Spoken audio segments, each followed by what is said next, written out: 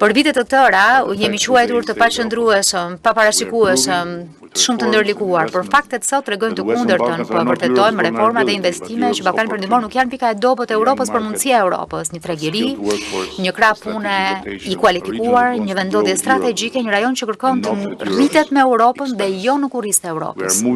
Ne po lëvizim nga skajet e hartës në qendër të historisë son europiane edhe përmes ekonomisë. Europa nuk është diçka të cilën po e presim. Europa është diçka që po e ndërtojmë. Ballkani Perëndimor nuk po kërkon ndere, dhe kjo është diçka që mund të ndihet e mund të dëgjohet në çdo pohime deklarat të udhëheqësve për tryezës. Askush nuk po kërkon nder.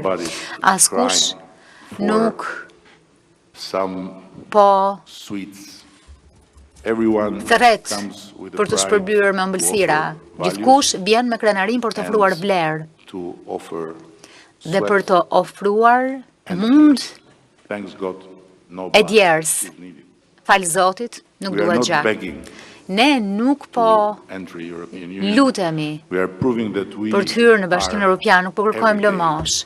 Po provojmë çdo ditë se jemi gjithmonë më gati.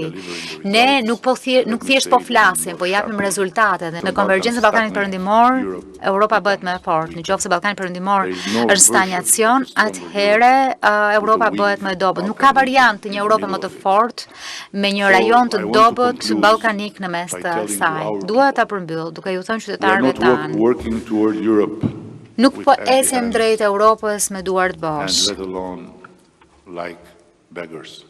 E as pak si ata që lypin lëmosh, po ecim me rezultatet arritura, me reforma të realizuara, me investimet të siguruara, e me detyrat tona të shtëpisë të plotësuara në çdo hap. Dhe ne do të vazhdojmë të ecim përpara derisa Ballkani Perëndimor të hyjë në Bashkimin Evropian jo si të ftuar, por si kontribues për sigurinë, ekonominë dhe të ardhmen e tij.